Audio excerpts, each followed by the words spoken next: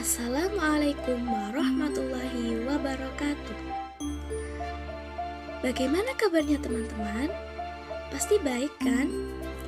Nah, di sini saya Syarifah Rahmatul Inayah dengan NIM 191400041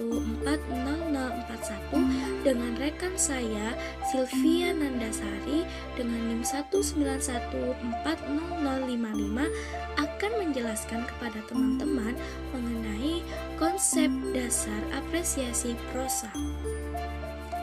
Nah, pertama-tama kita akan membahas mengenai apa sih pengertian prosa itu? Prosa secara etimologi berasal dari bahasa Latin, yaitu oratio proversa, yang artinya ucapan langsung bahasa percakapan, sehingga kita bisa menarik kesimpulan bahwa prosa ini berarti bahasa bebas, bercerita, dan ucapan langsung itu secara etimologi. Sedangkan prosa secara terminologi berarti cerita rekaan atau karangan yang tokoh, peristiwa, dan latar yang ada di dalamnya itu bersifat imajinatif. Prosa juga merupakan karangan bebas yang mengekspresikan pengalaman batin pengarang mengenai masalah kehidupan dalam bentuk dan isi yang harmonis yang menimbulkan kesan estetik. Prosa dalam pengertian kesastraan juga disebut dengan fiksi atau fiction, kemudian teks naratif atau naratif teks, kemudian wacana naratif. Sehingga prosa sendiri itu tidak berdasarkan pada kenyataan yang ada tetapi hayalan. Prosa juga merupakan karangan bebas yang tidak terikat oleh rima, irama, banyaknya suku kata pada baris yang ada di setiap baris seperti puisi itu tidak. Prosa tidak terikat pada itu semua. Kita dapat menyimpulkan dari uraian tadi, yaitu prosa merupakan karangan atau cerita rekaan yang di dalamnya terdapat tokoh, penokohan, dan alur yang berasal dari hayalan atau imajinasi dan tidak terikat oleh sesuatu seperti rima, irama, dan lain-lain. Sehingga prosa ini tuh tidak berdasarkan kenyataan, tetapi berdasarkan imajinasi pengarang. Dari tokoh, penokohan, alur yang terdapat pada prosa itu hanya imajinasi dari pengarang prosa itu sendiri. Setelah membahas mengenai pengertian prosa, selanjutnya kita akan membahas mengenai unsur-unsur prosa. Unsur-unsur prosa di sini tuh dibagi menjadi dua, yaitu unsur intrinsik dan unsur ekstrinsik. Yang pertama kita akan membahas mengenai unsur intrinsik. Unsur intrinsik sudah kita ketahui semua bahwa unsur intrinsik ini tuh merupakan unsur yang berada atau yang membangun suatu karya dari karya itu sendiri atau dari dalam. Nah, unsur intrinsik pada prosa ini itu meliputi tema, tokoh dan penokohan, alur, kemudian latar, amanat, kemudian sudut pandang, dan gaya bahasa. Yang pertama kita akan membahas mengenai tema. Tema merupakan gagasan atau ide utama yang terdapat di dalam suatu karya. Nah, tema ini tuh juga menjadi titik tolak pengarang dalam menyusun suatu karya itu. Nah, tema ini tuh merupakan hal yang mendasari atau menjadi pondasi untuk menyusun karya itu sendiri, yaitu prosa. Nah, tema ini tuh dalam karya sastra itu biasanya bersifat tersembunyi atau tersirat, sehingga pembaca itu nanti dapat merasakan, mengetahui temanya, kemudian mereka-reka menafsirkan temanya itu dan muncul kesannya itu ketika pembaca itu sudah membaca prosa itu sendiri secara keseluruhan. Nanti akan mendapatkan oh temanya ini ya, oh temanya ini. Selanjutnya yaitu kita akan membahas tokoh dan penokohan. Tokoh sendiri itu merupakan pelaku yang ada dalam suatu karya, sedangkan penokohan itu karakter atau wataknya tokoh tersebut yang digambarkan oleh pengarang. Nah, tokoh ini tuh dapat dikategorikan menjadi beberapa kategori. Yang pertama itu ada tokoh utama dan tokoh tambahan. Nah, tokoh utama itu sendiri itu merupakan tokoh yang diutamakan dalam karya sastra itu. Nah, tokoh utama ini tuh paling banyak diceritakan, kemudian yang mendominasi karya itu. Nah, sedangkan tokoh tambahan itu tokoh yang mendukung karya itu, biasanya itu mendukung dalam hal konflik. Yang kedua yaitu kategori kedua yaitu tokoh protagonis dan tokoh antagonis. Ini pasti teman-teman sudah tahu, yaitu kalau tokoh protagonis itu merupakan tokoh yang mencerminkan perilaku positif. Kemudian tokoh protagonis ini tuh perilakunya itu sesuai dengan norma, nilai-nilai yang terkandung dalam perlakuan atau perilaku pelakunya ini, tokoh protagonisnya ini tuh sesuai dengan nilai-nilai yang ada. Nah, sehingga tokoh protagonis ini tuh banyak digemari semua orang. Sedangkan tokoh antagonis itu tokoh yang biasanya tuh mencerminkan perilaku yang negatif. Nah, tokoh antagonis ini itu penyebab timbulnya suatu konflik. Nah, tokoh antagonis ini tuh biasanya itu negatif ya, tidak sesuai dengan norma, tidak sesuai dengan nilai-nilai yang ada, sehingga bertentangan dengan tokoh protagonis tadi. Kemudian yang selanjutnya yaitu tokoh sederhana dan tokoh bulat. Apa sih maksudnya tokoh sederhana dan tokoh bulat ini? Itu tokoh sederhana itu atau simple flat character itu tokohnya itu hanya memiliki satu karakter atau watak saja. Jadi mulai awal karya sampai akhir karya itu wataknya itu saja. Nah, tokoh ini tuh tidak memiliki sifat atau tingkah laku yang memberikan efek kejutan bagi pembacanya. Karena yaitu tadi flat, karakternya hanya satu itu saja. Kemudian sifat dan tingkah laku tokoh sederhana itu bersifat datar, monoton, dan hanya mencerminkan satu watak atau karakter itu saja sampai akhir karya. Nah, sedangkan tokoh bulat ini atau kompleks round karakter itu merupakan tokoh yang memiliki watak atau tingkah laku bermacam-macam, sehingga itu sulit untuk diduga, sehingga memicu kepenasarannya pembaca. Selanjutnya yaitu kategori tokoh statis dan tokoh berkembang.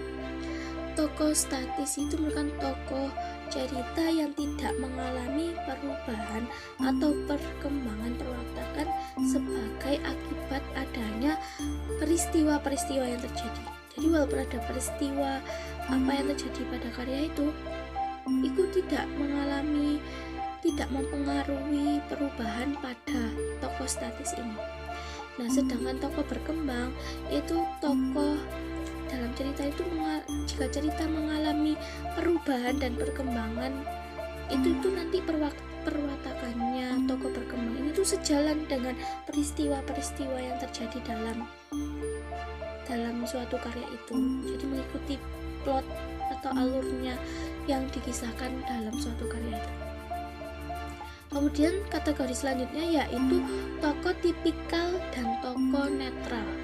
Nah, tokoh tipikal ini tuh tokoh yang hanya sedikit ditampilkan keadaan individualitasnya dan lebih banyak ditonjolkan kualitas pekerjaan. Nah, tokoh tipikal ini tuh penggambaran, pencerminan atau penunjukan terhadap orang atau sekelompok orang yang terikat dalam sebuah lembaga atau seorang individu sebagai bagian dari suatu lembaga itu pada dunia nyata. Penggambarannya itu seperti pada dunia nyata. Nah, sedangkan tokoh netral atau tokoh yang dalam cerita itu eksistensinya itu demi cerita itu sendiri.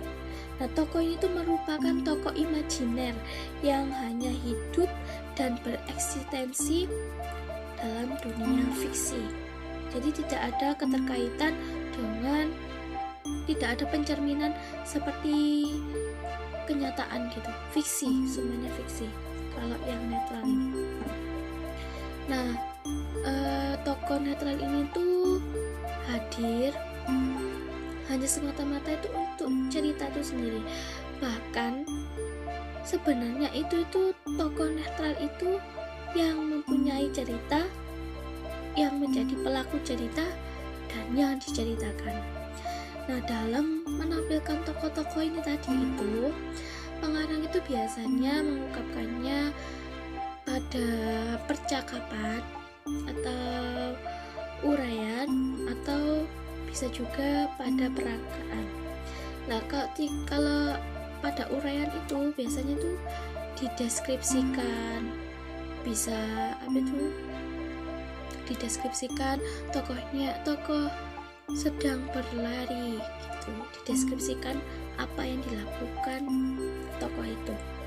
Kemudian kalau tokoh yang peragaan atau peragaan itu biasanya digambarkan melalui percakapan. Jadi dalam karyanya itu dikasih percakapan untuk menggambarkan tingkah laku tokoh yang ada dalam karya tersebut. Alur itu merupakan urutan atau rangkaian peristiwa yang dihubungkan dan dihubungkan itu karena memiliki hubungan sebab akibat. Nah, alur ini tuh ada tahapan-tahapannya. Yang pertama yaitu tahapan penyituasian. Jadi pada tahapan ini itu kita dikenalkan, diberi gambaran mengenai latar yang ada dalam karya, tokoh-tokoh yang ada dalam karya itu. Nah, tahapan ini itu merupakan tahapan pembuka cerita sebagai pembuka cerita. Kemudian yang memberi kita informasi awal bagaimana nanti karya tersebut disajikan. Kemudian tahapan yang kedua yaitu tahapan pemunculan konflik. Nah, pada tahapan ini tuh masalah dan peristiwa yang menjadi penyebab konflik itu tuh dimunculkan, sehingga pada tahapan ini itu bukan tahapan awalnya munculnya konflik untuk nantinya berkembang pada tahapan selanjutnya. Yang ketiga yaitu tahapan peningkatan konflik. Jadi tadi ada munculnya konflik, kemudian nanti itu di tahapan peningkatan konflik ini, konflik yang awalnya dimunculkan sedikit itu pada tahap ini tuh nanti dikembangkan sehingga peristiwa-peristiwa yang menjadi inti cerita itu semakin greget gitu, semakin mencekam, kemudian semakin menegangkan bagi para pembacanya. Nah, pada tahap ini nantinya itu mengarah pada klimaks. Pada peningkatan konflik ini itu nanti mengarah pada klimaks cerita atau karya tersebut. Nah, tahapan selanjutnya yaitu klimaks. Klimaks ini itu merupakan puncaknya konflik yang terjadi pada cerita atau karya tersebut. Jadi pada klimaks ini tuh menjadi titik puncaknya konflik. Kemudian selanjutnya yaitu tahapan penyelesaian. Nah, pada tahapan penyelesaian itu konflik yang terjadi itu lama-lama itu memiliki penyelesaian, menemukan penyelesaian. Nah, konflik yang terdapat yang awalnya tadi terdapat ketegangan, menegangkan, itu ketegangannya itu dikendorkan perlahan. Kemudian nanti pada akhirnya terus menerus konflik nanti itu mengalami penyelesaian sehingga karya tersebut berakhir atau cerita pun itu berakhir. Nah, alur dalam cerita ini itu biasanya itu terdapat alur maju, alur mundur, dan alur campuran. Nah, kalau alur maju ini itu nanti ceritanya atau alurnya itu menceritakan masa depan atau peristiwa-peristiwa yang akan terjadi pada masa depan. Kalau alur mundur itu kita diceritakan atau disajikan cerita flashback, menceritakan peristiwa-peristiwa masa lalu. Jika kalau alur campuran itu terdapat campuran antara alur maju dan alur mundur tadi, yaitu berkaitan dengan masa depan juga flashback di tengah-tengah karya tersebut nanti. Selanjutnya kita akan membahas mengenai latar. Apa sih latar itu? Latar itu atau setting biasanya disebutnya itu merupakan segala sesuatu yang melingkupi diri para tokoh seperti tempat, kemudian waktu, kemudian lingkungan sosial atau suasananya yang menjadi lingkungan yang melingkungi tokoh. Nah, latar yang pertama tadi kan latar tempat. Nah, latar tempat ini tuh berkaitan dengan lokasi terjadinya peristiwa yang diceritakan pada sebuah karya.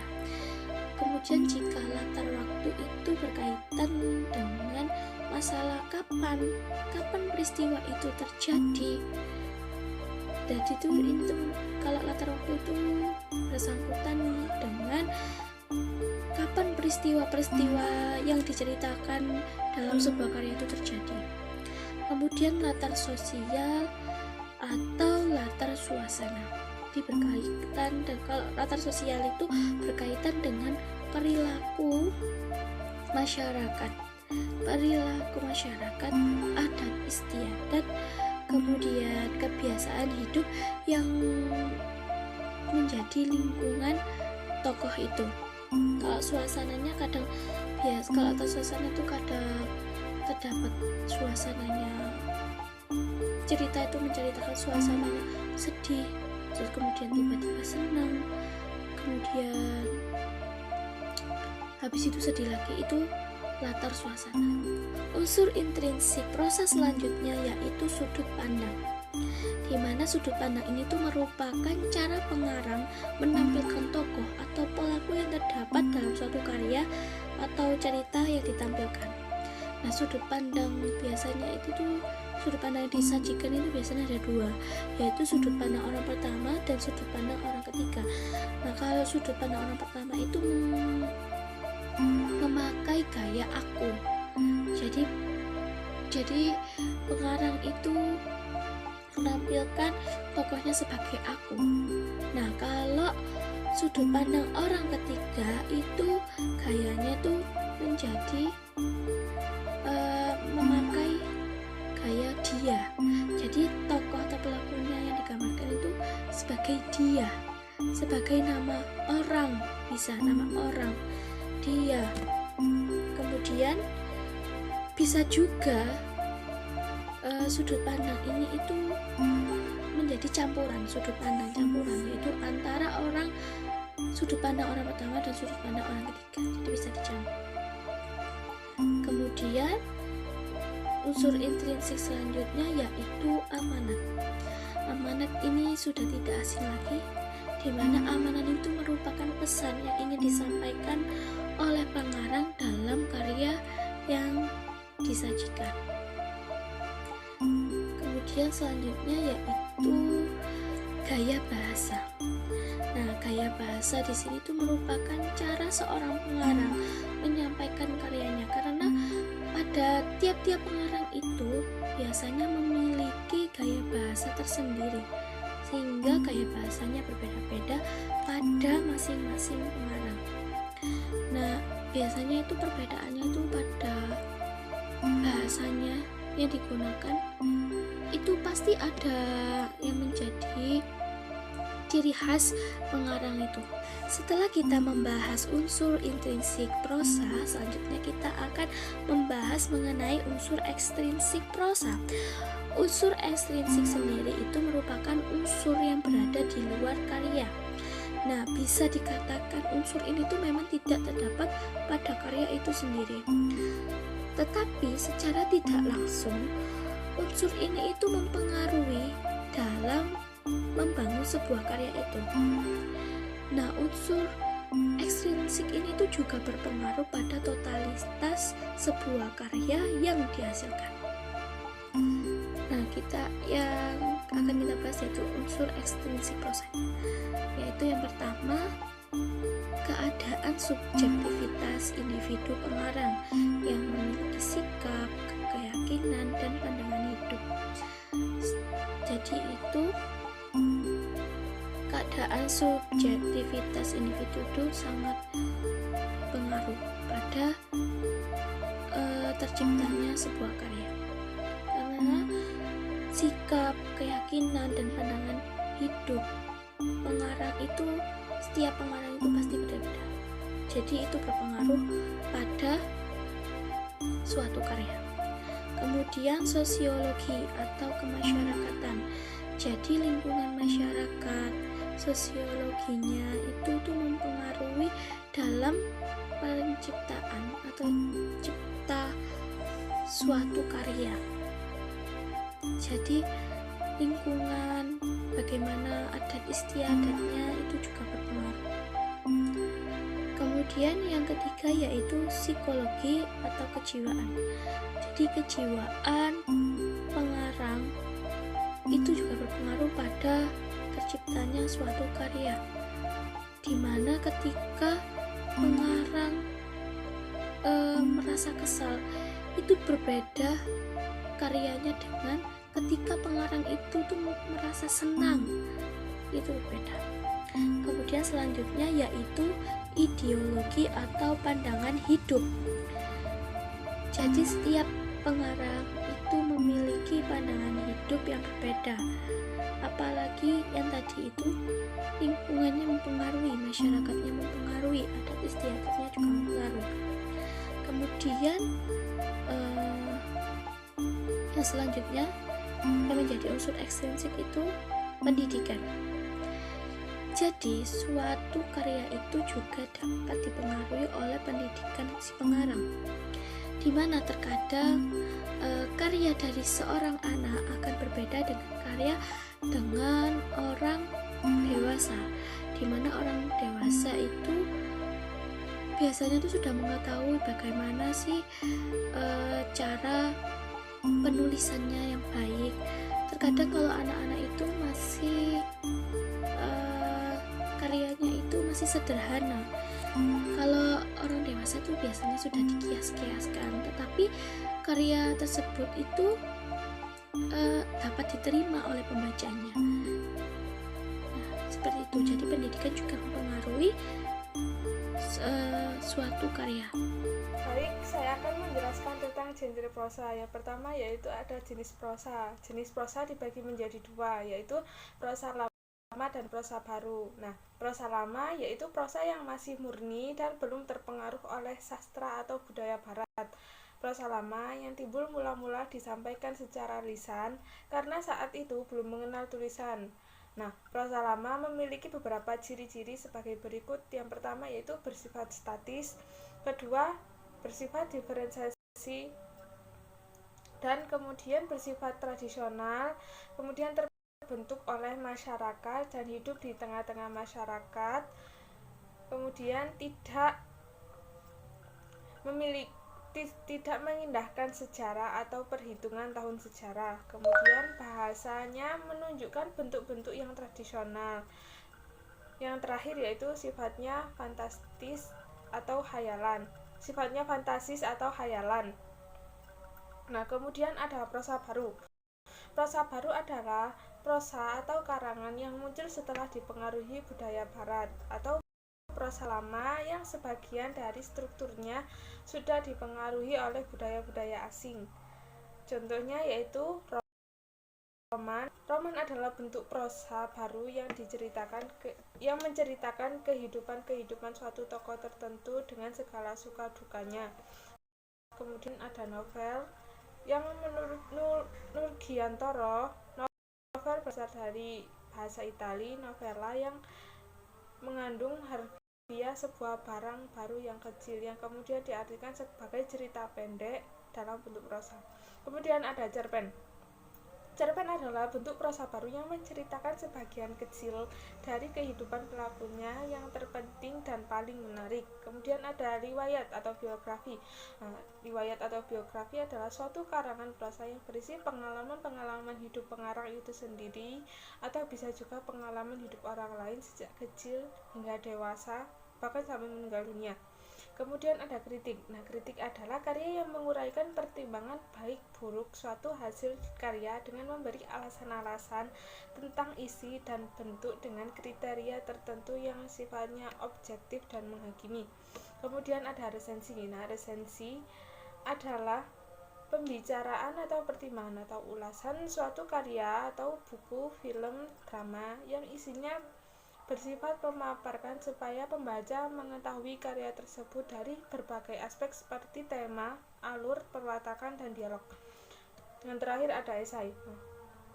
Esai adalah ulasan atau kupasan suatu masalah secara sepintas, lalu berdasarkan pandangan pribadi penulisnya. Isinya bisa berupa hikmah hidup. Kemudian yang kedua ada bentuk prosa. Yang pertama itu ada hikayat.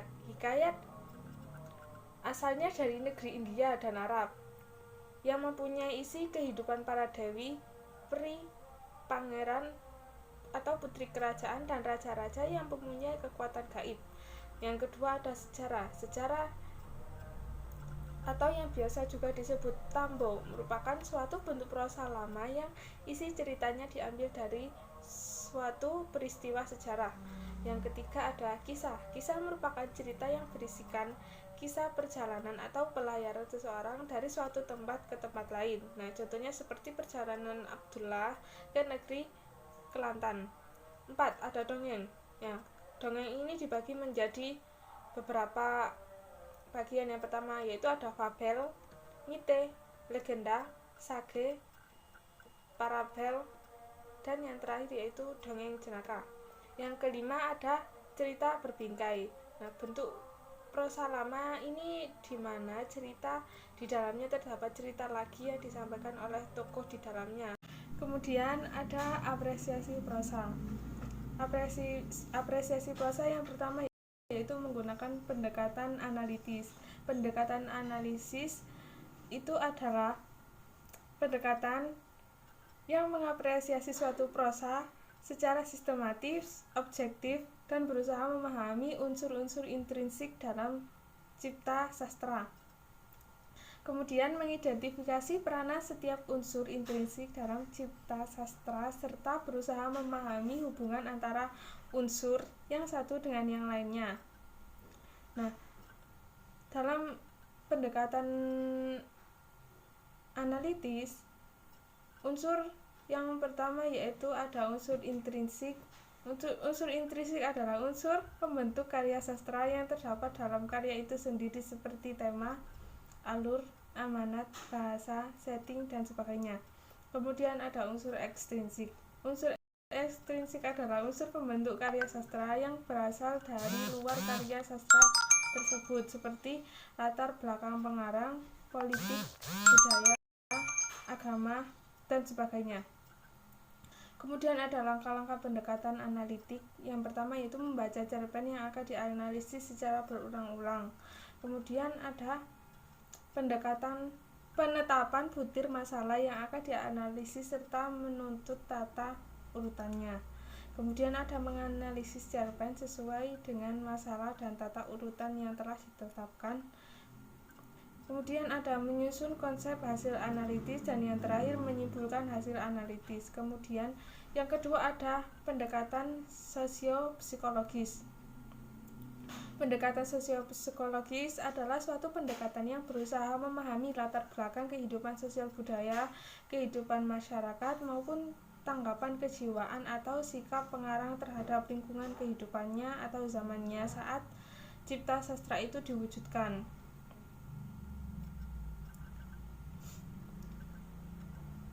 Dalam pelaksanaannya, pendekatan ini memang sering tumpang tindih dengan pendekatan historis. Akan tetapi, selama masalah yang akan dibahas untuk setiap pendekatan itu dibatasi dengan jelas, maka ketumpang tindihan itu pasti dapat dihindari. Contoh, penerapan pendekatan sosiopsikologis itu misalnya kita membaca puisi Hairit berjudul Diponegoro. Di dalam pendekatan historis, kita dapat membahasnya lewat pembahasan tentang biografi pengarang. Kemudian, peristiwa sejarah yang terjadi pada masa itu serta telaah tentang bagaimana perkembangan ataupun hubungan antar puisi Diponegoro itu dengan puisi-puisi Hairit sebelumnya maupun dengan perkembangan karya sastra pada umumnya. Maka dalam pendekatan sosiopsikologis, apresiator berusaha memahami bagaimana kehidupan sosial masyarakat pada masa itu, bagaimana sikap pengarang terhadap lingkungan, serta bagaimana hubungan antara cipta sastra itu dengan sekitarnya. Kemudian ada pendekatan diktatis. Pendekatan diktatis adalah suatu pendekatan yang berusaha menemukan dan memahami gagasan, tanggapan, evaluatif maupun sikap pengarang terhadap kehidupan. Kemudian ada pendekatan diktatis. Pendekatan diktatis adalah suatu pendekatan yang berusaha menemukan dan memahami gagasan, tanggapan evaluatif maupun sikap pengarang terhadap kehidupan. Gagasan, tanggapan maupun sikap itu dalam hal ini akan mampu terwujud dalam suatu pandangan etis, filosof maupun agamis, sehingga akan mengandung nilai-nilai yang mampu memperkaya kehidupan rohaninya pembaca. Dalam pelaksanaan pendekatan diktatis ini diawali dengan upaya pemahaman satuan-satuan pokok pikiran yang terdapat dalam suatu cipta karya. Satuan pokok pikiran itu pada dasarnya didirikan dari paparan-paparan gagasan pengarang, baik berupa tuturan ekspresif, komentar, dialog maupun deskripsi peristiwa dari pengarang atau penyairnya. Dalam penerapan pendekatan diktatis ini sebagai pembimbing kegiatan berpikirnya, pembaca dapat berangkat dari pola berpikir. Misalnya, jika mati Bundang itu akhirnya mati karena durhaka kepada ibunya, maka dalam hidupnya manusia itu harus bersifat baik kepada orang tua.